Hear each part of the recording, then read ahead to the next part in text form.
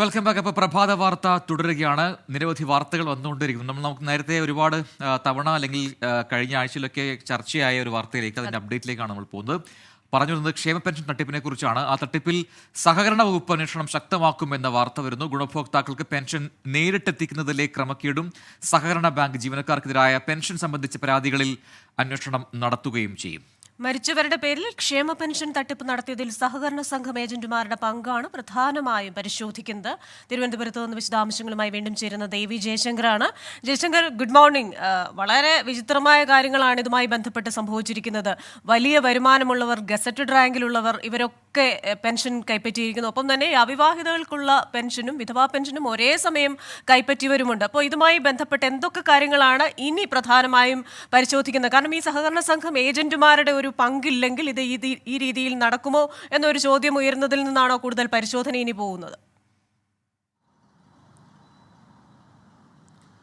Prajin Christina, ഈ ക്ഷേമ fund തട്ടിപ്പുമായി ബന്ധപ്പെട്ട വലിയ പരിശോധനകളാണ് സർക്കാർ നടത്തുന്നത്. എന്തായാലും സഹകരണ വകുപ്പ് ഇതുമായി ബന്ധപ്പെട്ട പരിശോധനകൾ ഇതിനോടകം തന്നെ തുടങ്ങിയിട്ടുണ്ട്. ഈ ഗുണഭോക്താക്കളുടെ പേരിൽ ഏതെങ്കിലും തരത്തിൽ ഏജന്റുമാരുൾപ്പെടെ തട്ടിപ്പ് നടത്തിയെന്നാണ് നിലവിൽ പരിശോധിക്കുന്നത്. ഒപ്പം തന്നെ ഈ മരണപ്പെട്ട ആളുകളുടെ പേരിൽ പണമിടപാടുമായി ബന്ധപ്പെട്ട വിഷയങ്ങളും നിലവിൽ പരിശോധിക്കുന്നുണ്ട്. ഈ സംസ്ഥാന വ്യാപകമായി ഇത്തരത്തിൽ ഒരുപാട് ക്രമക്കേടുകൾ നടന്നുവെന്നാണ് പ്രാഥമികമായി ഇപ്പോൾ സഹകരണ വകുപ്പിൻ്റെ നിഗമനം. കഴിഞ്ഞ ദിവസം ഈ വർക്കല സർവീസ് സഹകരണ ഭാഗവുമായി ബന്ധപ്പെട്ട വിജിലൻസ് മൊഴി രേഖപ്പെടുത്തൽ ഉൾപ്പെടെയുള്ള പരിശോധനകൾ നടത്തിയിരുന്നു. സർക്കാർ ഈ കാര്യം വിടാൻ ഉദ്ദേശിക്കുന്നില്ല. സർക്കാർ പല തലത്തിൽ സർക്കാർ ഉദ്യോഗസ്ഥരെ പൂട്ടുക, അതിനൊപ്പം തന്നെ അനർഹരായവരെ ഈ പട്ടികയിൽ നിന്ന് പിടിക്കുക എന്നൊരു നിലപാടുമായിട്ടാണ് സർക്കാർ മുമ്പോട്ട് പോകുന്നത്. വിവിധ തലത്തിലുള്ള അന്വേഷണങ്ങൾ നടക്കുന്നു. അധികം വൈകാതെ വിജിലൻസ് അന്വേഷണം വരും. ഈ പട്ടികയിൽപ്പെട്ട സർക്കാർ ഉദ്യോഗസ്ഥർ ഉൾപ്പെടെയുള്ള ആളുകളുടെ പേര് വരും. അതിനുശേഷം ഈ തദ്ദേശ തെരഞ്ഞെടുപ്പൊക്കെ ആകുമ്പോഴേക്കും ഏകദേശം അനർഹരെ പൂർണ്ണമായിട്ട് ഒഴിവാക്കാനാണ് സർക്കാരിൻ്റെ പദ്ധതി. പ്രതിപക്ഷം ഈ വിഷയമായിട്ട് ബന്ധപ്പെട്ട് കഴിഞ്ഞ ദിവസം വേറൊരു ആവശ്യമായിട്ട് രംഗത്ത് വന്നിട്ടുണ്ട്. അതായത് ഈ ക്ഷേമ പട്ടികയിൽ പെൻഷൻ വാങ്ങിച്ച സർക്കാർ ഉദ്യോഗസ്ഥരുടെ പേര് വിവരങ്ങൾ സർക്കാർ പുറത്തുവിടണമെന്നാണ് പ്രതിപക്ഷ നേതാവ് ആവശ്യപ്പെട്ടത്. എന്തായാലും ഇക്കാര്യത്തിൽ സർക്കാർ എന്ത് തീരുമാനമെടുക്കുമെന്നറിയില്ല. ഇപ്പോൾ നിലവിൽ ഇതുമായി ബന്ധപ്പെട്ട പരിശോധനകൾ നടക്കുകയാണ്. അന്തിമ പരിശോധനയ്ക്ക് ശേഷം മാത്രം ഏറ്റവും കൃത്യമുള്ള വ്യക്തമുള്ള ലിസ്റ്റ് നൽകാമെന്നാണ് സർക്കാരിൻ്റെ ഒരു നിലപാട്. അപ്പോൾ പ്രതിപക്ഷത്തിന് സർക്കാർ എങ്ങനെ മറുപടി പറയുന്നു നോക്കാം. ഇതിൽ വകുപ്പ് തല നടപടിയെടുക്കുമെന്ന് ചില സൂചനകൾ കഴിഞ്ഞ ദിവസം വന്നിരുന്നു. അതിൽ സർക്കാർ തീരുമാനം എന്താണെന്ന് അറിയാനുണ്ട്. ഒപ്പം തന്നെ വിഷയത്തിൽ വിജിലൻസ് അന്വേഷണം വരുമോ ഇല്ലയോ എന്നും അറിയാനുണ്ട്. എന്തായാലും ധനമന്ത്രി പറഞ്ഞത് സംഭവം വിജിലൻസ് അന്വേഷിക്കണം എന്നൊക്കെ തന്നെയാണ്. അപ്പോൾ വിജിലൻസ് ഇത് ഏറ്റെടുക്കുമോ എന്ന് അറിയണം. അങ്ങനെ ആകെ മൊത്തത്തിൽ ഇനി കുറേ കാര്യങ്ങൾ നടക്കാനുണ്ട്, കുറേ കള്ളന്മാർ പുറത്തു വരാനുണ്ട്. ക്രിസ്റ്റീന, പ്രജിൻ. എന്തായാലും സർക്കാർ വൃത്തങ്ങളിൽ നമുക്ക് ലഭിക്കുന്ന വിവരങ്ങളനുസരിച്ച്, സൂചനകളനുസരിച്ച് എന്തായാലും ഇതിലൊരു അന്വേഷണം ഉണ്ടാകും എന്ന് തന്നെയാണ്. വിജിലൻസ് അന്വേഷണം അത് നടക്കും. മാത്രവുമല്ല, ഈ പേരുവിവരങ്ങൾ അത് കൃത്യമായി പുറത്തു വരണമെന്ന ആവശ്യം ഇന്നലെ മന്ത്രിയടക്കം അത് വന്നിട്ടുണ്ട്. അപ്പോൾ അതിലൊരു തീരുമാനങ്ങളൊക്കെ വരും ദിവസങ്ങളിൽ ഉണ്ടാകും. ഏതാണ്ട് 10,000-നടക്കം ആള്, അത്രയും എന്ന് പറയുമ്പോൾ ഒരു വലിയ കണക്കാണ്. ഈ പട്ടികയിൽ അനർഹമായി ഉൾപ്പെട്ടിട്ടുണ്ട്. അവരാണ് ഇത്രയും നാൾ ഈ പണം തട്ടിക്കൊണ്ടിരുന്നത് എന്നുള്ളതാണ്. അപ്പോൾ സ്വാഭാവികമായിട്ടും വകുപ്പ് തലത്തിൽ അന്വേഷണം വേണം. പിന്നെ മറ്റ് വകുപ്പുകൾ ചുമത്താനുണ്ടെങ്കിൽ അതൊക്കെ ചുമത്തി അവർക്കെതിരെ നടപടി ഉണ്ടാകും എന്ന രീതിയിലുള്ള പ്രതികരണങ്ങൾ സർക്കാരിൻ്റെ ഭാഗത്തുനിന്നും ഉണ്ടാകുന്നുണ്ട്. നമ്മുടെ സീന മുഹമ്മദ് ചോദിക്കുന്നു, അവിവാഹിത പെൻഷൻ, വിധവാ പെൻഷൻ ഇത് രണ്ടും ഒരേ സമയം വാങ്ങിയ ആളുണ്ടോ ചോദിക്കുന്നു. ആളുണ്ട്. കാരണം കഴിഞ്ഞ ദിവസമൊക്കെ വാർത്ത ശ്രദ്ധിച്ചാൽ മനസ്സിലാകും. അതുപോലെ തന്നെ BMW കാർ ഉള്ളവർ പോലും ഇത് കൈപ്പറ്റി എന്ന് മനസ്സിലാക്കുന്നു. അതിൻ്റെയൊക്കെ ഒരു സ്ക്രാച്ച് മാറ്റാനുള്ള പൈസ പോലും ഈ പാവങ്ങൾക്ക് ലഭിക്കുന്നില്ല. പക്ഷെ അതാണ് ഈ രീതിയിൽ ദുരുപയോഗം ചെയ്യുന്നത്. 1,600 രൂപ ആണ് ഈ മാസ ക്ഷേമ പെൻഷനായിട്ട് ലഭിക്കുന്നത്. അതുപോലും തട്ടിയെടുക്കുന്നു പറയുമ്പോൾ, അതും ഈ ഉന്നത സ്ഥാനത്തുള്ള ആൾക്കാർ, നന്നായി വലിയ ശമ്പളം വാങ്ങുന്ന ആൾക്കാർ, വലിയ വീടുള്ള ആൾക്കാർ, ഈ പറയുന്നത് പോലെ ആഡംബര കാറുള്ള ആൾക്കാർ, ഇവരൊക്കെയാണ് ഈ പട്ടികയിൽ ഉൾപ്പെട്ടിട്ടുള്ളതെന്നാണ് ഇതിൻ്റെ ഏറ്റവും പ്രധാനപ്പെട്ട നമ്മളെ ഞെട്ടിപ്പിച്ച കാര്യവും. അതെ, ഇവിടെ ഈ പറയുന്നത് പോലെ അവധിയുടെ കാര്യത്തിൽ വീണ്ടും ചോദിക്കുന്നുണ്ട്. അവധി ഇതേ നമ്മുടെ സ്ക്രീനിൽ കാണാം. 5 ജില്ലകൾക്കാണ് അവധിയുള്ളത്. മലപ്പുറം, കോഴിക്കോട്, വയനാട്, കണ്ണൂർ ജില്ലകളിൽ റെഡ് അലർട്ട്. വയനാട്, ഇടുക്കി, പത്തനംതിട്ട, കോട്ടയം, കണ്ണൂർ ജില്ലകളിലാണ് അവധിയുള്ളത്. അപ്പോൾ അത് കൃത്യമായി നോക്കുക. മലപ്പുറത്ത് എന്തുകൊണ്ട് അവധിയില്ല എന്ന് ചോദിക്കുന്നുണ്ട്. എന്തുകൊണ്ട് അവധിയില്ല? റെഡ് അലർട്ടാണ്, അതുകൊണ്ടായിരിക്കും ചോദ്യം. പക്ഷേ ആ ചോദ്യത്തിന് ഉത്തരം പറയാൻ നമുക്ക് സാധിക്കില്ല. അത് കൃത്യമായിട്ട് അവിടുത്തെ ജില്ലാ ഭരണകൂടമാണ് തീരുമാനിക്കുന്നത്. ഈ പ്രാദേശിക അവധിയും കാര്യങ്ങളൊക്കെ അതിൽ കൃത്യമായി മാനദണ്ഡങ്ങളുണ്ട്. അത് പാലിച്ചുകൊണ്ടായിരിക്കും അവധി പ്രഖ്യാപനമൊക്കെ ഉണ്ടാവുക. ഓക്കെ, അപ്പോൾ നമുക്ക് അടുത്ത വാർത്തയിലേക്ക് പോകണം. നമ്മുടെ പ്രൊഡ്യൂസർ പറയുന്നുണ്ട്, വളരെ പ്രധാനപ്പെട്ട ഒരു വാർത്തയാണ്. ആലപ്പുഴയിൽ അസാധാരണ വൈകല്യത്തോടെ കുഞ്ഞു പിറന്ന സംഭവത്തിൽ വിദഗ്ധ സംഘം ഇന്ന് ആരോഗ്യമന്ത്രിക്ക് റിപ്പോർട്ട് സമർപ്പിക്കും. ആരോഗ്യ വകുപ്പ് അഡീഷണൽ ഡയറക്ടറുടെ നേതൃത്വത്തിലാണ് ഈ അന്വേഷണം നടത്തിയത്. നവജാത ശിശുവിന്റെ തുടർ ചികിത്സയുമായി ബന്ധപ്പെട്ടുള്ള കാര്യങ്ങളും ആരോഗ്യവകുപ്പ് തീരുമാനിക്കും. വിവരങ്ങളുമായി മനീഷ് മഹിപാലാണ് ആലപ്പുഴയിൽ നിന്ന് ചേരുന്നത്. Manish, good morning. തുടക്കം മുതൽ ഈ വാർത്ത ഫോളോ ചെയ്യുന്ന ആളാണ്. വിദഗ്ധ സംഘത്തിന്റെ ഒരു റിപ്പോർട്ട് ഇന്ന് ആരോഗ്യമന്ത്രിക്ക് സമർപ്പിക്കുന്നുണ്ട്. ഒപ്പം തന്നെ ഈ കുഞ്ഞിന്റെ തുടർ ചികിത്സ എന്ന് പറയുന്നത് വളരെ സങ്കീർണമായ ഒരു നടപടിയാണ്. അതുമായി ബന്ധപ്പെട്ടുള്ള കാര്യങ്ങൾ ഏത് രീതിയിലായിരിക്കും തീരുമാനിക്കപ്പെടുക? വിശദാംശങ്ങൾ. Christina Prajin, good morning. ഈ സംഭവവുമായി ബന്ധപ്പെട്ട് നേരത്തെ തന്നെ ആരോഗ്യ അഡീഷണൽ ഡയറക്ടറുടെ നേതൃത്വത്തിലുള്ള അന്വേഷണ സംഘം ആലപ്പുഴ ജില്ലയിലെത്തി. ആലപ്പുഴ വണ്ടാനം മെഡിക്കൽ കോളേജിലും ആലപ്പുഴ വനിതാ ശിശു ആശുപത്രിയിലും ഒപ്പം തന്നെ ഈ സ്കാനിംഗ് സെന്ററിലൊക്കെ തന്നെ പരിശോധന നടത്തിയിട്ടുണ്ട്.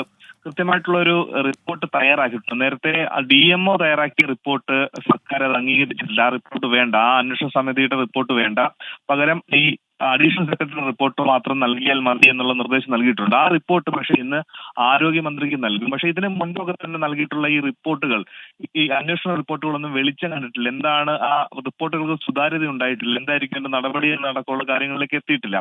ഇന്നലെ ആരോഗ്യമന്ത്രി വ്യക്തമാക്കിയിട്ടുള്ളത് ഈ റിപ്പോർട്ടിനകത്ത് എന്തെങ്കിലും തരത്തിലുള്ള കുറ്റം ഡോക്ടർമാർ ചെയ്തിട്ടുണ്ട് എന്ന് വ്യക്തമായിട്ടുണ്ടെങ്കിൽ ശക്തമായ നടപടി ഉണ്ടാകുമെന്നുള്ള കാര്യമാണ്. എന്താണെങ്കിലും ഇന്ന് ഇത് ആരോഗ്യമന്ത്രിക്ക് സമർപ്പിച്ചേക്കും എന്നുള്ള കാര്യം വ്യക്തമായിട്ടുണ്ട്. ഇന്ന് ഈ കുഞ്ഞിനെ ആലപ്പുഴ വണ്ടാനം മെഡിക്കൽ കോളേജിലേക്ക് എത്തിക്കാൻ ആവശ്യപ്പെട്ടിട്ടുണ്ട്. ഈ കുഞ്ഞിനെ വിദഗ്ധമായിട്ടുള്ള പരിശോധന നടത്തണം. ഈ കുഞ്ഞിന് വൃക്കകളുണ്ടോ, അല്ലെങ്കിൽ ഈ കുഞ്ഞിന്റെ ഇപ്പോഴത്തെ ആരോഗ്യസ്ഥിതി എന്താണ് അടക്കമുള്ള കാര്യങ്ങൾ അറിയേണ്ടതുണ്ട്. കുഞ്ഞ് ആൺകുട്ടിയാണോ പെൺകുട്ടിയാണോ അടക്കമുള്ള കാര്യങ്ങൾ ഇപ്പോഴും ആരോഗ്യ സംഘത്തിന് പോലും വ്യക്തമായിട്ടില്ല. വണ്ടാനം മെഡിക്കൽ കോളേജിൽ ഇന്ന് എത്തിച്ച് MRI സ്കാൻ നടത്തും. ഒപ്പം തന്നെ അടുത്ത ദിവസം ഈ കുട്ടിയുടെയും അമ്മയുടെയും സ്രവം എടുത്ത് മറ്റു വിദഗ്ധ പരിശോധനയ്ക്കായി തിരുവനന്തപുരത്തേക്ക് അയക്കും. അങ്ങനെയുള്ള വിദഗ്ധ പരിശോധന നിലവിൽ ആരംഭിച്ചിട്ടുണ്ട്. പക്ഷേ കുഞ്ഞിന്റെ ചികിത്സാ സഹായം സർക്കാർ ഏറ്റെടുക്കുന്ന കാര്യത്തിൽ ഇപ്പോഴും വ്യക്തത വന്നിട്ടില്ല. കുഞ്ഞിന്റെ പിതാവ് അനീഷ് ഇക്കാര്യം മാധ്യമങ്ങളോട് വ്യക്തമാക്കുന്നുണ്ട്. അങ്ങനെയുള്ള അടിയന്തരമായിട്ടുള്ള ചികിത്സാ സഹായം സർക്കാർ പ്രഖ്യാപിക്കണം.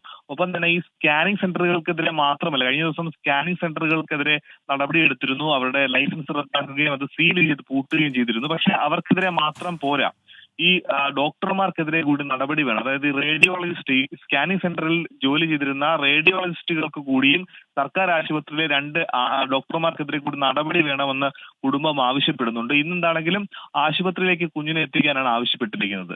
ക്രിസ്റ്റീന പ്രജി. ശരി, മനീഷ് മഹിപാലാണ് ആലപ്പുഴയിൽ നിന്നും വിശദാംശങ്ങൾ നൽകിയത്.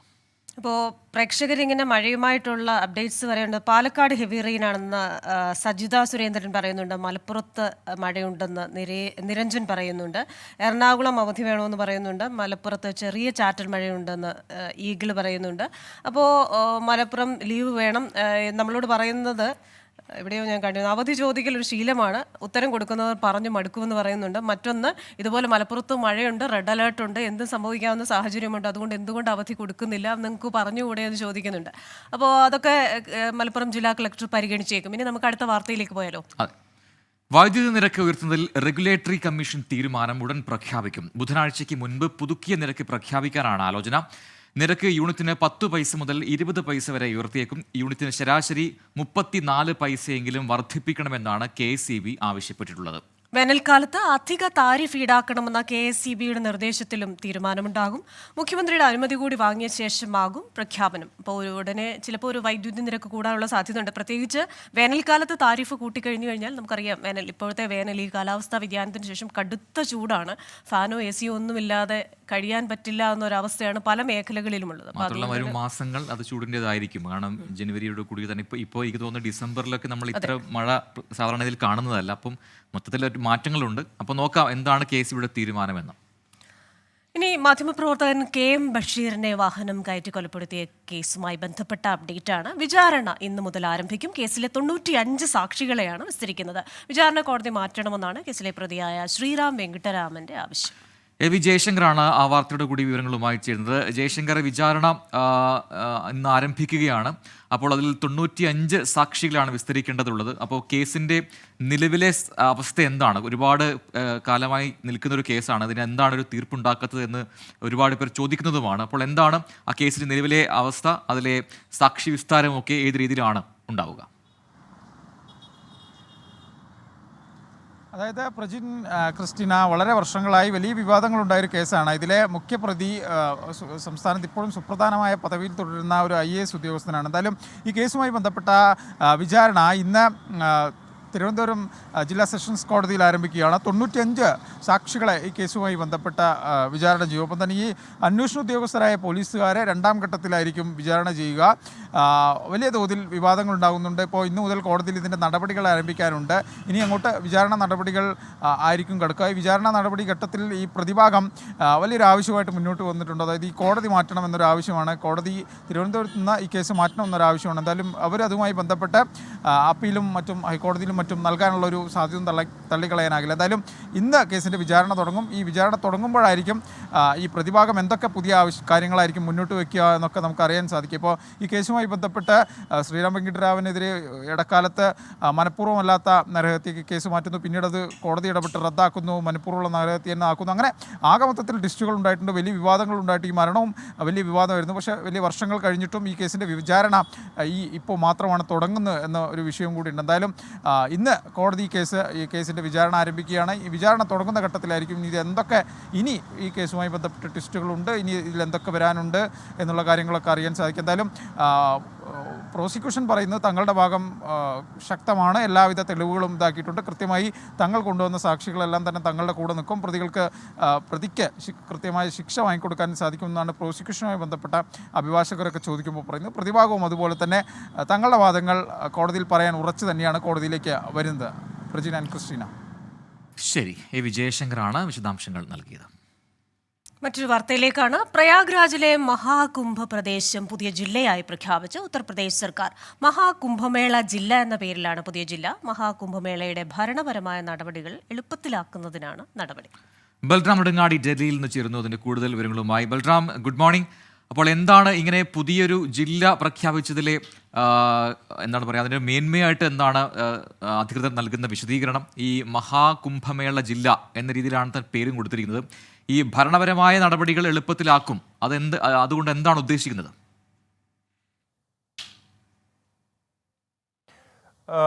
Good morning Prajin and Christina. ഈ പ്രയാഗ്രാജിൽ മഹാകുംഭമേള 12 വർഷത്തിൽ ഒരിക്കൽ നടക്കുന്ന മഹാകുംഭമേള ഈ ജനുവരി 16 മുതൽ ഫെബ്രുവരി 26 വരെ നടക്കുകയാണ്. അതുമായി ബന്ധപ്പെട്ട മുന്നൊരുക്കങ്ങൾ ഇപ്പോൾ പുരോഗമിച്ചുകൊണ്ടിരിക്കുന്നു. ഈ കുംഭമേളയുടെ സുഖകരമായ നടത്തിപ്പിന് വേണ്ടിയാണ് പുതിയ ഒരു ജില്ല, ഈ കുംഭമേള നടക്കുന്ന സംഘം ഉൾപ്പെടുന്ന പ്രദേശത്തെ ഉൾപ്പെടുത്തിക്കൊണ്ട് ഒരു പുതിയ ജില്ല, മഹാകുംഭ ജില്ല എന്ന പേരിൽ പ്രഖ്യാപിച്ചിരിക്കുന്നത് ഉത്തർപ്രദേശ് സർക്കാർ. ഇതിൻ്റെ പ്രധാനമായും എടുത്തു പറയുന്ന കാര്യം എന്നുള്ളത് മഹാകുംഭമേളയുടെ ഭരണപരമായ നടത്തിപ്പ് എളുപ്പമാക്കുന്നതിന് വേണ്ടിയാണ് ഇത് എന്നുള്ളതാണ്. നിലവിൽ ഈ ജില്ലാ ആസ്ഥാനം ഈ കുംഭമേള നടക്കുന്ന പ്രദേശത്തു നിന്നും അകലെയാണ്. ഒപ്പം തന്നെ രാജ്യത്തിൻ്റെ വിവിധ ഭാഗത്തു നിന്നും വിദേശത്തു നിന്നടക്കമുള്ള ലക്ഷക്കണക്കിന് തീർത്ഥാടകർ, സന്യാസിമാർ അടക്കമുള്ളവർ മഹാകുംഭമേളയ്ക്കായി ഈ സംഘം ഭൂമിയിൽ എത്തിച്ചേരും. ആ ഒരു ഘട്ടത്തിൽ ഇത്രത്തോളം കൂടുതൽ പേരെ കൈകാര്യം ചെയ്യുന്നതിൽ നിലവിലെ ജില്ലാ ഭരണകൂട സംവിധാനത്തിനുള്ള അപര്യാപ്തത അത് വലിയൊരു അളവ് വരെ പരിഹരിക്കാനും കൂടാതെ പ്രാദേശിക തലത്തിൽ തന്നെ ഉടൻ തന്നെ തീരുമാനങ്ങൾ എടുത്ത് നടപ്പാക്കാനും പുതിയ ജില്ല നിലവിൽ വരുന്നതോടുകൂടി കഴിയും എന്നാണ് ഉത്തർപ്രദേശ് സർക്കാരിൻ്റെ വിശദീകരണം എന്നുള്ളത്. അതുകൊണ്ട് തന്നെ ഡെപ്യൂട്ടി കളക്ടർ തലത്തിലുള്ള നിലവിൽ ഈ മേഖലയുടെ അഡീഷണൽ ഡെപ്യൂട്ടി കളക്ടർ തലത്തിലുള്ള ഉദ്യോഗസ്ഥന് ജില്ലാ കളക്ടറുടെ അതേ പദവി നൽകിക്കൊണ്ടുള്ളതാണ് ഉത്തരവ്. അദ്ദേഹത്തിന് തന്നെ തീരുമാനങ്ങൾ നടപ്പാക്കാൻ ഇതിലൂടെ കഴിയും. ഈ തീർത്ഥാടകർക്ക് വേണ്ടിയുള്ള സൗകര്യങ്ങൾ, സുരക്ഷാ സാഹചര്യങ്ങൾ, മറ്റ് കാര്യങ്ങൾ എല്ലാം തന്നെ ഈ ജില്ലാ ഭരണകൂടത്തിൻ്റെ ഭാഗമായി നിർവഹിക്കാൻ അദ്ദേഹത്തിന് കാര്യങ്ങൾ സുഗമമാക്കാൻ ഇതിലൂടെ കഴിയും എന്നാണ് ഉത്തർപ്രദേശ് സർക്കാർ വിശദീകരിക്കുന്നത്. ഇന്നലെ വൈകിട്ടാണ് മന്ത്രിസഭാ യോഗത്തിൽ ഇത്തരത്തിൽ ഒരു തീരുമാനമെടുത്ത് ഉത്തരവ് പുറത്തിറക്കിയത്. ശരി, ബൽറാം നെടുങ്ങാടിയാണ് വിശദാംശങ്ങൾ നൽകിയത്. ഈ 45 ദിവസം നീണ്ടു നിൽക്കുന്ന ഈ ഒരു മഹാകുംഭമേള അതിൻ്റെതായിട്ടുള്ള കാര്യങ്ങൾ സജ്ജമാക്കുക. 2025 മഹാകുംഭമേള വരാനിരിക്കുന്നു. ഒപ്പം തന്നെ ഇനിയിപ്പോൾ UP-യിൽ 75 ജില്ലകൾക്ക് വരെ 76 ജില്ലകളുണ്ടാവും എന്നാണ് ഞാൻ മനസ്സിലാക്കുന്നത്. അപ്പോൾ അത്തരത്തിലൊരു ഭരണപരമായ അഡ്ജസ്റ്റ്മെന്റ് എന്നാണ് സർക്കാരിൻ്റെ വിശദീകരണം. ഇനി മറ്റൊരു വാർത്തയിലേക്കാണ്. അദാനി വിഷയത്തിൽ ഒരാഴ്ച നീണ്ടുനിന്ന സ്തംഭനത്തിന് ശേഷം പാർലമെന്റ് ഇന്ന് വീണ്ടും ചേരുന്നുണ്ട്. അപ്പോൾ അത് സമാധാനപരമായിരിക്കുമോ എന്നായിരിക്കുമല്ലോ ചോദ്യം. അത് തോന്നുന്നില്ല. കാരണം സഭ സ്തംഭിപ്പിക്കുന്നത് തുടരുന്ന കാര്യത്തിൽ ഇന്ത്യ സഖ്യത്തിലും കോൺഗ്രസിലും ഭിന്നതയുണ്ട്. അദാനി വിഷയത്തിൽ സഭ തുടർച്ചയായി തടസ്സപ്പെടുന്നതിനാൽ മറ്റ് പ്രധാന വിഷയങ്ങൾ പലതും ഉന്നയിക്കാൻ കഴിയുന്നില്ല എന്ന് കോൺഗ്രസിലെ തന്നെ ചില അംഗങ്ങൾക്ക് അഭിപ്രായമുണ്ട്. അപ്പോൾ മറ്റു വിഷയങ്ങളാണെങ്കിലും സമരവും പ്രതിഷേധവും ഒക്കെ ഒരുപക്ഷെ തുടരും. പക്ഷേ വിഷയം അദാനി വിഷയം മാത്രമായി പോകരുത് എന്ന അഭിപ്രായമാണ് ഇപ്പോൾ ഉയർന്നു വരുന്നത്. എന്നാൽ അദാനി വിഷയം മുഖ്യ ആയുധമാക്കാനുള്ള തീരുമാനം രാഹുൽ ഗാന്ധിയുടെ താല്പര്യമെന്നാണ് ലഭിക്കുന്ന സൂചന. തൃണമൂൽ കോൺഗ്രസ്, NCP, ശരത് പവാർ എന്നീ പാർട്ടികൾ നേരത്തെ തന്നെ ഇക്കാര്യത്തിൽ അതൃപ്തി രേഖപ്പെടുത്തിയിരുന്നു. ബംഗാളിന് ലഭിക്കാനുള്ള കേന്ദ്രവിഹിതമടക്കമുള്ള വിഷയങ്ങൾ ഉന്നയിക്കുന്നതിനാണ് പാർട്ടിക്ക് മുൻഗണന എന്ന് അഭിഷേക് ബാനർജി വ്യക്തമാക്കി. ഇന്ന് രാവിലെ 10:30 മല്ലികാർജ്ജുൻ ഖർഗെയുടെ നേതൃത്വത്തിൽ ചേരുന്ന ഇന്ത്യ സഖ്യയോഗത്തിൽ സഭാസ്തംഭനം തുടരുന്ന കാര്യത്തിൽ അന്തിമ തീരുമാനമെടുക്കും. ഇന്ത്യ-ചൈന ബന്ധത്തിൽ വിദേശകാര്യമന്ത്രി S. ജയശങ്കർ ഇന്ന് ലോക്സഭയിൽ പ്രസ്താവന നടത്തും. അതുകൊണ്ട് തന്നെ ഈ പ്രതിപക്ഷത്തിന്റെ ആവനാഴിയിൽ ആയുധങ്ങൾ ഏറെയുണ്ട്. പക്ഷേ ഒരൊറ്റ ആയുധം, അദാനി എന്ന ആയുധം മാത്രം ഉപയോഗിക്കുന്നത്. അത് രാഹുൽ ഗാന്ധിയുടെ പ്രത്യേക താല്പര്യപ്രകാരം ആണ് എന്നുള്ളതാണ്. അപ്പോൾ അതുകൊണ്ട് ഇന്ത്യ സഖ്യത്തിൽ ഇതുമായി ബന്ധപ്പെട്ട എന്തെങ്കിലും തരത്തിലുള്ള ചെറിയ അസ്വാരസ്യങ്ങൾ ഉണ്ടാകുമോ എന്ന് നമുക്ക് ഈ 10:30 യോഗത്തിന് ശേഷം മനസ്സിലാക്കാം. മറ്റൊരു വാർത്തയിലേക്കാണ്. കേരളത്തിലേക്ക് വന്നു കഴിഞ്ഞാൽ കരുവന്നൂർ കള്ളപ്പണ ഇടപാട് കേസിലെ 2 പ്രതികളുടെ ജാമ്യാപേക്ഷയിൽ ഹൈക്കോടതിയുടെ ഉത്തരവ് ഇന്നുണ്ടാകും. CPIM നേതാവും വടക്കാഞ്ചേരി നഗരസഭാംഗവുമായ PR അരവിന്ദാക്ഷൻ, ബാങ്കിലെ മുൻ അക്കൗണ്ടന്റ് CK ജിൽസ് എന്നിവരുടെ ജാമ്യാപേക്ഷയിലാണ് വിധി പറയുക. കള്ളപ്പണ ഇടപാടിൽ PR അരവിന്ദാക്ഷന് വ്യക്തമായ പങ്കുണ്ടെന്നാണ് EDയുടെ വാദം. എന്നാൽ മറ്റ് സാമ്പത്തിക ഇടപാടുകളെ കള്ളപ്പണ ഇടപാടായി ED വ്യാഖ്യാനിക്കുന്നുവെന്നാണ് അരവിന്ദാക്ഷന്റെ വാദം. ഇരുവരുടെയും ജാമ്യാപേക്ഷ ഇത് 2ാം തവണയാണ് ഹൈക്കോടതി പരിഗണിക്കുന്നത്. കരുവന്നൂർ സഹകരണ ബാങ്കിൽ 180 കോടിയിലധികം രൂപയുടെ കള്ളപ്പണ ഇടപാട് നടത്തിയെന്ന കേസിലാണ്, EDയുടെ കേസിലാണ് ഇന്ന് കോടതി ഹർജി പരിഗണിക്കുന്നത്. നമ്മുടെ കമന്റ് ബോക്സിലേക്ക് വന്നു കഴിഞ്ഞാൽ വീണ്ടും ഒരുപാട് പ്രേക്ഷകർ പുതുതായിട്ട് വന്നിട്ടുണ്ട്. എല്ലാവരും അവധിയുടെ കാര്യം തന്നെ സംസാരിക്കുന്നു, മഴയുടെ കാര്യം സംസാരിക്കുന്നു. എറണാകുളം അവധി എന്താണ് ഹോളിഡേ അല്ലാത്തതെന്ന് ചോദിക്കുന്നു ജസ്റ്റിൻ. എറണാകുളം അവധി വേണമെന്ന് അഞ്ജിത്ത് പറയുന്നു. നിലവിൽ എറണാകുളത്തൊന്നും അവധി പ്രഖ്യാപിച്ചിട്ടില്ല, കലക്ടർ അങ്ങനെ ഒരു തീരുമാനം അറിയിച്ചിട്ടേ ഇല്ല എന്ന് മനസ്സിലാക്കുക. അപ്പോൾ ഇതാ ഇപ്പോൾ പ്രേക്ഷകർക്ക് കാണാം, ഇത് മാത്രമാണ് നിലവിൽ അവധി പ്രഖ്യാപിച്ചിരിക്കുന്ന ജില്ലകൾ. വയനാട്, ഇടുക്കി, പത്തനംതിട്ട, കോട്ടയം, കണ്ണൂർ ജില്ലകളിലാണ്. പ്രൊഫഷണൽ കോളേജ് ഉൾപ്പെടെ എല്ലാ വിദ്യാഭ്യാസ സ്ഥാപനങ്ങൾക്കും അവധി ബാധകമാണ്. ഒരിക്കൽ കൂടി പറയുന്നു, അംഗനവാടികൾക്കും ട്യൂഷൻ സെന്ററുകൾക്കും ഇന്ന് അവധിയാണ് ഈ ജില്ലകളിൽ, ഈ 5 ജില്ലകളിൽ. പക്ഷേ സർവകലാശാല പരീക്ഷകൾ നേരത്തെ നിശ്ചയിച്ചതുകൊണ്ട് അത് എഴുതാനുള്ളവർ പോയി എഴുതുക. ഇനി വയനാട്ടിലും ഇടുക്കിയിലും മോഡൽ റെസിഡൻഷ്യൽ സ്കൂളുകൾക്ക് അവധി ബാധകമല്ല. ഇക്കാര്യങ്ങൾ ഓർത്തിരിക്കുക. ഈ അഞ്ജിത്ത് എന്ന് പറയുന്ന ആള് വീണ്ടും മെസ്സേജ് ഇടുന്നുണ്ട്, എറണാകുളത്ത് അവധി വേണം, നല്ല മഴയാണ്, സ്കൂളിൽ പോകാൻ പറ്റില്ല എന്നാണ് അഞ്ജിത്ത്. അത് വിദ്യാർത്ഥിയാണോ എന്ന് എനിക്ക് അറിഞ്ഞുകൂടാ. അപ്പം അത്തരം ആൾക്കാർ നമ്മുടെ കമന്റ് ബോക്സിലുണ്ട്. അവധി തന്നേ പറ്റുള്ളൂ എന്നാണ് ആവശ്യപ്പെടുന്നത് കേട്ടോ. തന്നേ തീരൂ, അവധി തന്നേ തീരൂ എന്നായിരിക്കും. പക്ഷെ അതേസമയം ഇർവിൻ ടി പറയുന്നു, ഇവിടെ കൊല്ലത്ത് മഴയുടെ ഒരു ലക്ഷണവുമില്ല. ഇല്ല, നമ്മൾ പറഞ്ഞിരുന്നല്ലോ. കാരണം തിരുവനന്തപുരം, കൊല്ലം ജില്ലകൾ ഗ്രീനിലാണ് കിടക്കുന്നത്, ഗ്രീൻ സോണിലാണ് കിടക്കുന്നത്. അവിടെ പ്രത്യേകിച്ച് മഴ ഇന്നില്ല. ഈ കാറ്റിന്റെ പ്രഭാവം ആ തിരുവനന്തപുരം, കൊല്ലം അതിനുശേഷമുള്ള ജില്ലകളിൽ, പ്രത്യേകിച്ച് മലബാർ മേഖലയിലാണ് കൂടുതൽ എന്ന് നേരത്തെ തന്നെ നമ്മൾ പറഞ്ഞിരുന്നു. ലേറ്റ് ആയിട്ട് വന്നതുകൊണ്ടായിരിക്കാം. അതെ, സതീഷ് ബാബു പറഞ്ഞു പെരിന്തൽമണ്ണയിൽ മഴയില്ല, ഒരു മഴ പെയ്താലൊന്നും മലപ്പുറം അവധി എടുക്കൂല എന്ന് പറയുന്നുണ്ട്. അത് പോസിറ്റീവായിട്ട് പറയാണ്. അതാണ്. അപ്പോൾ നമുക്ക് മറ്റൊരു വാർത്തയിലേക്ക് പോകാം. കേരള കലാമണ്ഡലത്തിലെ ജീവനക്കാരുടെ കൂട്ടപ്പിരിച്ചുവിടൽ റദ്ദാക്കി സംസ്ഥാന സർക്കാർ. 125 അധ്യാപക, അനധ്യാപകരായ താൽക്കാലിക ജീവനക്കാരെ പിരിച്ചുവിട്ട നടപടിയാണിപ്പോൾ സർക്കാർ റദ്ദാക്കിയിരിക്കുന്നത്. കെ രാധാകൃഷ്ണൻ MP, മന്ത്രി സജി ചെറിയാനും തമ്മിൽ നടത്തിയ ചർച്ചയിലാണ് ഈ നടപടി. കൂട്ടപ്പിരിച്ചുവിടൽ സംബന്ധിച്ച് കലാമണ്ഡലം രജിസ്ട്രാർ ഇറക്കിയ ഉത്തരവ് റദ്ദാക്കാൻ സജി ചെറിയാൻ വൈസ് ചാൻസലർക്ക് നിർദ്ദേശം നൽകി. വിശദാംശങ്ങളുമായി സൂരജ് സജിയാണ് തൃശ്ശൂരിൽ നിന്നും ചേരുന്നത്. സൂരജ്, വളരെ പ്രധാനപ്പെട്ട വാർത്തയാണ്. ഈ 125 പേരെ പിരിച്ചുവിട്ട നടപടിയുമായി ബന്ധപ്പെട്ടുകൊണ്ട് വലിയ പ്രതിഷേധം പല കോണുകളിൽ നിന്നും ഉയർന്നിരുന്നു. അവിടുത്തെ വിദ്യാർത്ഥികൾ പോലും ആ പ്രതിഷേധവുമായി രംഗത്ത് വരുന്ന കാഴ്ച നമ്മൾ കണ്ടതാണ്.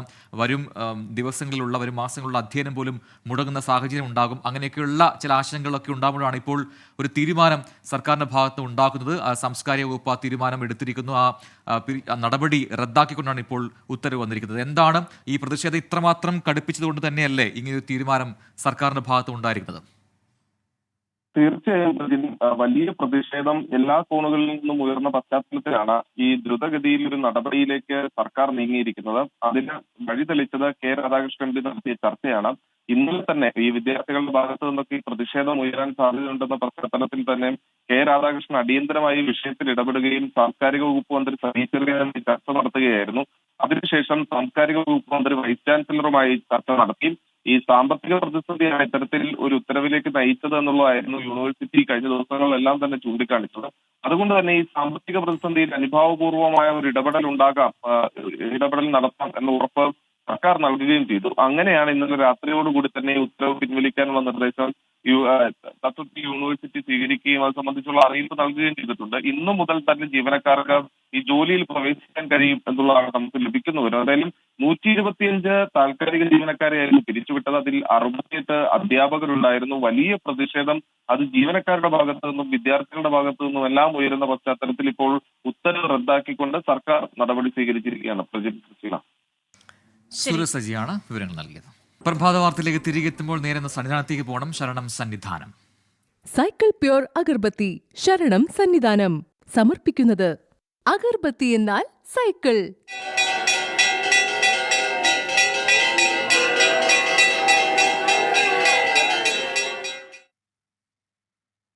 ശബരിമലയിൽ ഭക്തജന തിരക്ക് വീണ്ടും കൂടുകയാണ്. 6 മണി വരെ ദർശനം നടത്തിയത് 20,000-ലധികം പേരാണ്. 4,562 സ്പോട്ട് ബുക്കിംഗ്. YS അഭിനന്ദ് സന്നിധാനത്ത് നിന്നും ചേരുന്നുണ്ട് കൂടുതൽ വിവരങ്ങളുമായി. അഭി, സന്നിധാനത്ത് തിരക്കേറി വരികയാണ്. അപ്പോൾ ഇന്ന് പ്രതീക്ഷിക്കുന്ന തീർത്ഥാടകർ എത്രയാണ്? ഇവരുടെയൊക്കെ കൃത്യമായി തിരക്കില്ലാതെ ദർശനം നടത്താനുള്ള ക്രമീകരണങ്ങൾ അത് നേരത്തെ ഉള്ളപ്പോൾ തന്നെ തുടരുകയാണോ? കൂടുതൽ പോലീസുകാരെ ഒക്കെ വിന്യസിക്കേണ്ട സാഹചര്യമുണ്ടോ? Good morning Prajin and Christina. ശബരിമലയിൽ ഇന്നലെ ഒരു ഭക്തജന തിരക്ക് നേരിയ കുറവുണ്ടായിരുന്നു. പക്ഷേ ഇന്ന് വീണ്ടും തീർത്ഥാടകരുടെ ഒരു തിരക്ക് ശബരിമല സന്നിധാനത്തുണ്ട്. സന്നിധാനത്ത് ഇന്നലെ ശക്തമായ മഴയായിരുന്നു. രാവിലെ 10 മണി മുതൽ ഇങ്ങോട്ട് ഉച്ചയ്ക്ക് ഒരു നേരിയ ശമനമുണ്ടാകുന്നു, പിന്നീട് വലിയ മഴ ഉണ്ടാകുന്നു. അങ്ങനെ അത് തുടർച്ചയായി ഇടവിട്ട ഒരു മഴ സന്നിധാനത്തുണ്ടായിരുന്നു. അതിൻ്റെ പശ്ചാത്തലത്തിലൊക്കെ തന്നെ ഒരു വലിയ തിരക്ക് ഇന്നലെ കുറവുണ്ടായിരുന്നു. ഞായറാഴ്ച പ്രതീക്ഷിച്ചതുപോലെയുള്ള ഒരു തിരക്ക് ഉണ്ടായില്ല എന്നുള്ള പോലീസ് അടക്കം തന്നെ വിവരിക്കുന്ന സാഹചര്യം ഉണ്ടായിരുന്നു. പക്ഷേ ഇപ്പോൾ തിരക്ക് വീണ്ടും വർദ്ധിച്ചിരിക്കുകയാണ്. ഇന്ന് രാവിലെ 7 മണി വരെയുള്ള കണക്കുകൾ ലഭ്യമാക്കുമ്പോൾ 25,000-ലേക്ക് തീർത്ഥാടകരുടെ എണ്ണം എത്തുന്നു. 4,562 സ്പോട്ട് ബുക്കിങ്ങിലൂടെ തീർത്ഥാടകർ ഇവിടെ എത്തിയിട്ടുണ്ട്. ശബരിമലയെ സംബന്ധിച്ചിടത്തോളം നിയന്ത്രണങ്ങളും പത്തനംതിട്ട ജില്ലാ ഭരണകൂടം ഏർപ്പെടുത്തിയിട്ടുണ്ട്. പമ്പ മുതൽ അഴുതക്കടവ് വരെയുള്ള കാനനപാതയിൽ നടക്കാൻ പാടില്ല, അല്ലെങ്കിൽ അത് ഒരു അറിയിപ്പുണ്ടാകുന്നത് വരെ തീർത്ഥാടകർ സഞ്ചരിക്കരുത് എന്നുള്ള ഇടുക്കി ജില്ലാ കളക്ടർ നിർദ്ദേശപ്രകാരം ഇപ്പോൾ ഒരു തീരുമാനം ഉണ്ടായിരിക്കുന്നുണ്ട്. ഒപ്പം തന്നെ പമ്പ നദിയിൽ കുളിക്കാനിറങ്ങുന്നതിലും ഇപ്പോൾ നിയന്ത്രണം ഏർപ്പെടുത്തിയിട്ടുണ്ട്. പത്തനംതിട്ട ജില്ലയിലെ നദികളിൽ തീർത്ഥാടകർ കുളിക്കരുത്, ഒരു അറിയിപ്പുണ്ടാകുന്നത് വരെ എന്നതാണ് പത്തനംതിട്ട ജില്ലാ കളക്ടർ നൽകിയിരിക്കുന്ന നിർദ്ദേശം. അതിന്റെ അടിസ്ഥാനത്തിൽ പമ്പാ നദിയിലും കൂടുതൽ ജലനിരപ്പ് ഉയരാനുള്ള സാധ്യത കണക്കിലെടുത്ത് തീർത്ഥാടകർ ജാഗ്രത പാലിക്കണമെന്ന നിർദ്ദേശവും നൽകിയിട്ടുണ്ട്. എന്തായാലും ഒരു സുഗമമായ ഒരു തീർത്ഥാടന കാലയളവിൽ ഇന്നലെ ഒരു ശക്തമായ മഴയുടെ ഒരു ഇത് അനുഭവപ്പെട്ടിരുന്ന ഒരു പ്രതിസന്ധി തന്നെ ഉണ്ടായിരുന്നു. മലകയറ്റമടക്കം ദുഷ്കരമായ ഒരു സാഹചര്യം ഉണ്ടായിരുന്നു. പക്ഷേ ഇപ്പോൾ അത് മാറിക്കൊണ്ടിരിക്കുകയാണ്. ഞായറാഴ്ച ആയതിനാൽ പ്രതീക്ഷ അത്ര ഒരു ഭക്തജനങ്ങൾ ഇന്നലെ എത്തിയില്ല എന്നുള്ളൊരു ആശങ്കയും ഇന്നലെ പോലീസിന്റെ ഭാഗത്ത് രേഖപ്പെടുത്തിയിട്ടുണ്ടായിരുന്നു. വരുമാനത്തിനും ചെറിയൊരു കുറവ് ഇന്നലെ രേഖപ്പെടുത്തിയിരുന്നു. പക്ഷേ ഇന്ന് തിങ്കളാഴ്ച ആയപ്പോൾ തന്നെ കൂടുതൽ ആളുകൾ ഇവിടെ എത്തുന്നുണ്ട്. സ്പോട്ട് ബുക്കിംഗ് സംവിധാനത്തിലൂടെ 4,562 പേർ എത്തിയതോടുകൂടി കൂടുതൽ ജനങ്ങളെ ഇവിടെ എത്തിക്കുവാൻ വേണ്ടിയിട്ടുള്ള നിയന്ത്രണങ്ങൾ പോലീസിന്റെ ഭാഗത്തുനിന്നും ഉണ്ടാകുന്നുണ്ട്. എന്തായാലും സുഗമമായ ഒരു തീർത്ഥാടന കാലമാണ് ഇതുവരെ കടന്നുപോയിക്കൊണ്ടിരിക്കുന്നത്. മഴ ഒരു ചെറിയ വില്ലനായി മാറി എന്നതിനുപരി വലിയ പ്രശ്നങ്ങളൊന്നുമില്ലാതെ തീർത്ഥാടകരുടെ ഒരു ഒഴുക്ക് ഇന്ന് ശബരിമല സന്നിധാനത്ത് അനുഭവപ്പെടുന്നുണ്ട്. പ്രജിൻ. ശരി അഭിനന്ദ്, എന്തായാലും സുഗമമായ ഒരു തീർത്ഥാടന കാലം അങ്ങനെ പൂർത്തിയാകട്ടെ എന്ന് പ്രതീക്ഷിക്കുന്നു. YS അഭിനന്ദാണ് ശബരിമലയിൽ നിന്ന് വിശദാംശങ്ങൾ നൽകിയത്. ഇനി ശബരിമലയിൽ ഇന്നത്തെ ചടങ്ങുകൾ. BLM housing cooperative society limited ശബരിമലയിലെ ചടങ്ങുകൾ സമർപ്പിക്കുന്നത് Bharat Lajna multi state housing cooperative society limited.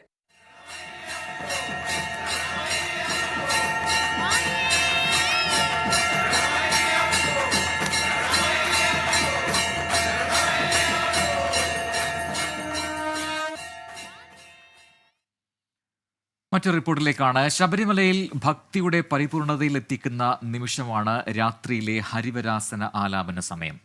നിരവധി പ്രത്യേകതകളാണ് ഹരിവരാസനം കീർത്തനത്തിന് ഉള്ളത്. എന്തൊക്കെയാണ് ഈ പ്രത്യേകതകൾ? ഈ റിപ്പോർട്ട് കാണാം.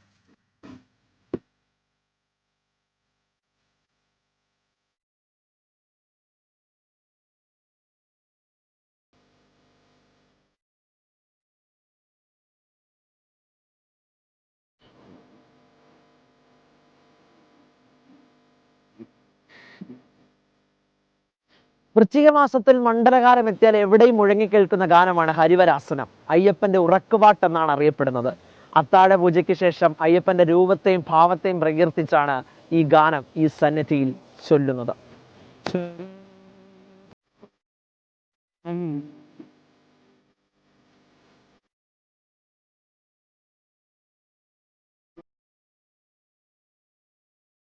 മധ്യമാവധി രാഗത്തിൽ സംസ്കൃതത്തിലാണ് ഹരിവരാസനം ചിട്ടപ്പെടുത്തിയിരിക്കുന്നത്. ഗാനഗന്ധർവൻ യേശുദാസിന്റെ ശബ്ദത്തിലാണിത് മുഴങ്ങി കേൾക്കുന്നതെങ്കിലും അയ്യപ്പൻ ഉറങ്ങണമെങ്കിൽ സ്വാമികൾ നടയ്ക്ക് പുറത്ത് നാമജപം മാതിരി ഇത് പാടണം.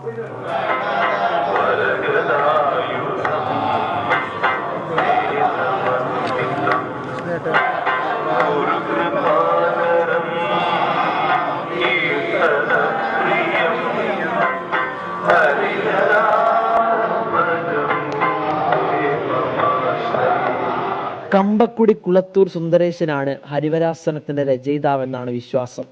പിൽക്കാലത്ത് ഹരിവരാസനത്തിന്റെ അവകാശം പേറി ഒന്നിലധികം ആളുകൾ എത്തിയിട്ടുണ്ട്. അയ്യപ്പധർമ്മം പ്രചരിപ്പിക്കാൻ വിമോചന സ്വാമികളായി മാറിയ കൃഷ്ണൻ നായർ ദക്ഷിണേന്ത്യൻ മുഴുവൻ ഹരിവരാസനത്തിന്റെ ഖ്യാതി വർദ്ധിപ്പിച്ചു. 1955 വിമോചനാനന്ദ സ്വാമി ശബരിമലയിൽ ഹരിവരാസനം ആലപിച്ച ശേഷം ഇക്കാലം അത്രയും ഹരിവരാസനം പാടിയാണ് ശബരിമല നട അടയ്ക്കുന്നത്.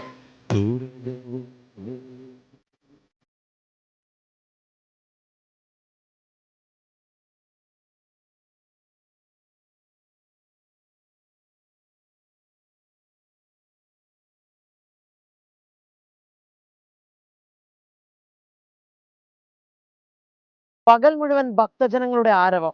10:50 ഹരിവരാസനം ചൊല്ലി നടയടച്ചാൽ ശരണം വിളികളില്ല. സന്നിധാനം ആകമാനം ശാന്തം. ഇത് നേരിട്ട് കാണുമ്പോൾ ഉണ്ടാകുന്ന അനുഭൂതി മറ്റൊന്നാണ്. സന്നിധാനത്ത് നിന്നും അനന്തോബി നായർക്കൊപ്പം YS അഭിനന്ദ്, 24. അപ്പോൾ അതാണ് ഹരിവരാസനം പാട്ടിൻ്റെ ചരിത്രം. അതിൽ ഒരുപാട് തർക്കങ്ങളുണ്ട്. ഇത് എഴുതിയത് ആരാണ് എന്നൊക്കെയുള്ളതിന് കൃത്യമായി അഭിനന്ദ ആ റിപ്പോർട്ടിൽ ഇത് എങ്ങനെ വന്നു, എങ്ങനെ മാറി എന്നൊക്കെയുള്ള കാര്യങ്ങൾ പറഞ്ഞിട്ടുണ്ട്. ഇത് ഒരുപാട് ഭക്തിഗാനങ്ങൾ ഈ സീസൺ, പ്രത്യേകിച്ച് ഈ മണ്ഡല മകരവിളക്ക് സമയത്ത് ഇറങ്ങാറുണ്ട്. ഓരോ വർഷവും അത്തരം ഹിറ്റുകൾ ഒരുപാട് ഉണ്ടായിട്ടുണ്ട്. ആ പാട്ടുകളൊക്കെ ഇപ്പം ഇങ്ങനെ ഈ സമയത്താണ് നമ്മുടെ മനസ്സിലൂടെ കടന്നു പോവുക. ഇനി യാത്രക്കാരുടെ ശ്രദ്ധയ്ക്ക് വിഴുപ്പുറത്ത് ട്രാക്കിൽ വെള്ളം കയറിയതിനാൽ 10 ട്രെയിൻ പൂർണ്ണമായി റദ്ദാക്കിയിട്ടുണ്ട്. 5 ട്രെയിനുകൾ ഭാഗികമായി റദ്ദാക്കി. ചെന്നൈ എഗ്മോർ, ഗുരുവായൂർ എക്സ്പ്രസും റദ്ദാക്കി. അത് സ്ക്രീനിൽ കാണിക്കുന്നുണ്ട്. പ്രേക്ഷകർ അതൊന്ന് ശ്രദ്ധിക്കുക. മറ്റൊരു വാർത്ത ഇപ്പോൾ കർണാടകയിൽ നിന്ന് വരുന്നുണ്ട്. വാഹനാപകടത്തിൽ ഒരു IPS ഉദ്യോഗസ്ഥൻ മരിച്ചു എന്ന വാർത്ത. ഹാസനിലെ പ്രൊബേഷണറി IPS ഉദ്യോഗസ്ഥൻ ഹർഷവർദ്ധനാണ് മരിച്ചതെന്ന് പറയുന്നു. ആദ്യ പോസ്റ്റിങ്ങിനായി പോകുമ്പോഴാണ് ഈ അപകടം ഉണ്ടായത്.